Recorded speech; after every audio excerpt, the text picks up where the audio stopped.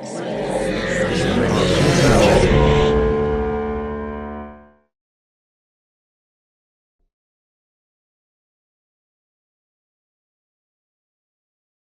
the end, I thought this was really fascinating.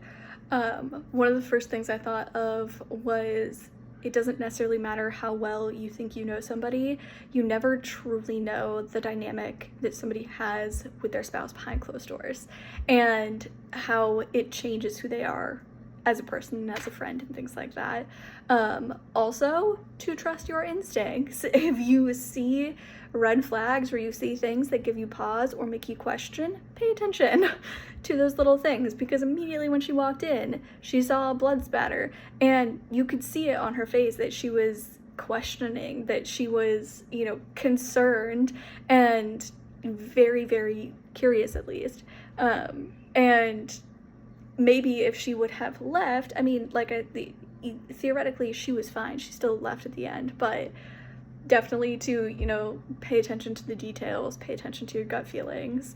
The other thing that I found really interesting with this is when you are freed from there's no other way for me to phrase this, but like freed from the burden of mortality, how that warps how you think about things.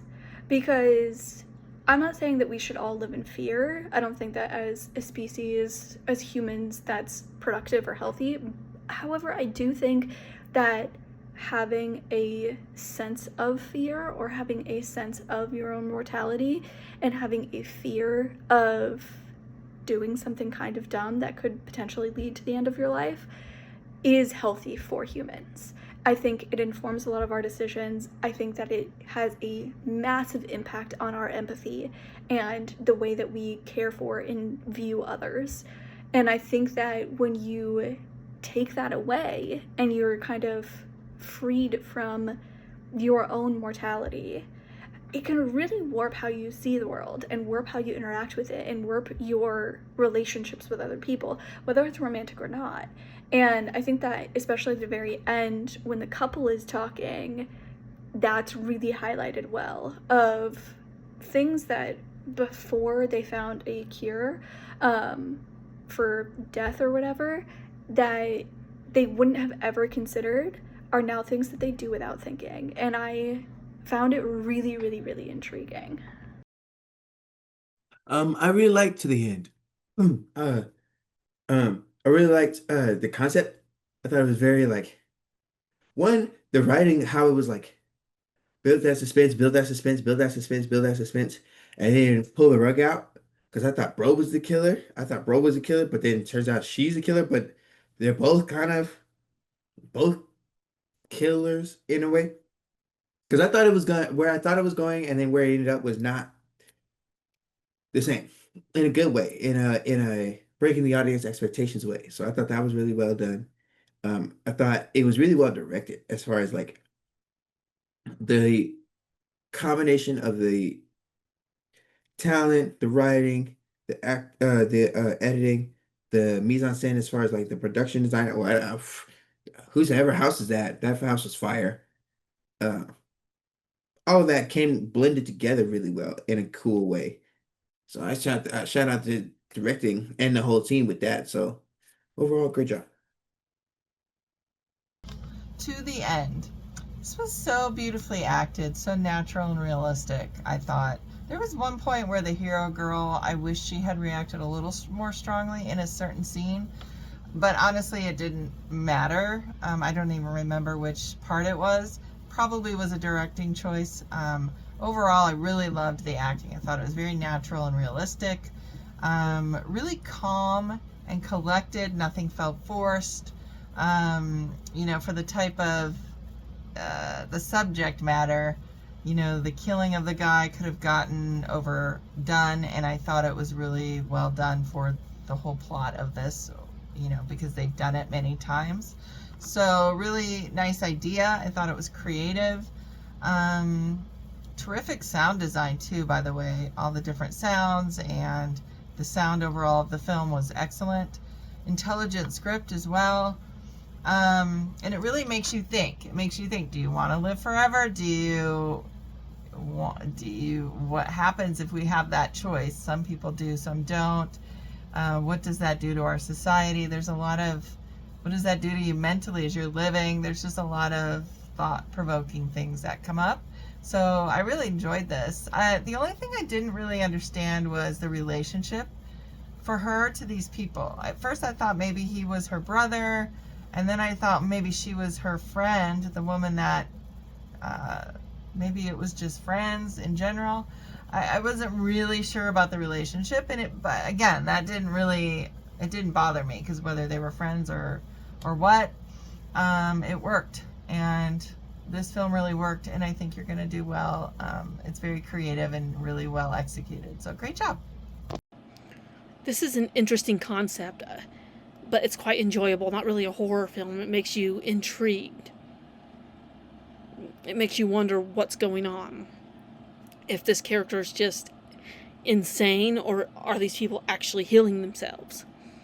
And they make it clear that if she empties out her 401k and invests in them, that she won't regret it, because they can revolutionize the medical market, and really what they've invented could. But like she pointed out, what about illness? What about people in war-torn countries? There are parts that they have not thought about. But really, for people who die too soon, it would be a way to revolutionize medicine. But they're taking it too far. They're taking it where they're having a little too much fun with it. It's become a game of flirtation. And they're enjoying it where it's going beyond medicine now, beyond research, beyond science. So it gets to the point where, when is it sick? And when did it become sick? It's something where it definitely shows that medicine sometimes has ethical qualms to it, and this film shows it in such a fun way. It shows it in a fun, satirical way, really, that there are ethical boundaries to everything and every test method that people do. And it shows it in just such a fun, inventive way that it makes it amusing to watch. To the End has this really great way of having you questioning what's next. You can tell that something's afoot, like something's off kilter. There's this weird dynamic between the lovebirds at play while the guest is staying with them at the house. You wonder, are they a murderer? Are they a vampire? What exactly is happening behind these closed doors when we don't see these certain characters in the room? And this is about life and death. This is about immortality. This, dynamic of when should we have kids? When should we live? How should we live our lives? But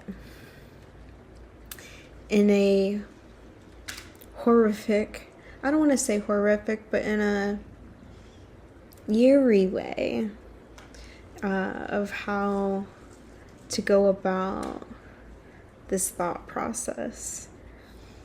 Because you can see that this weird energy exists between the couple.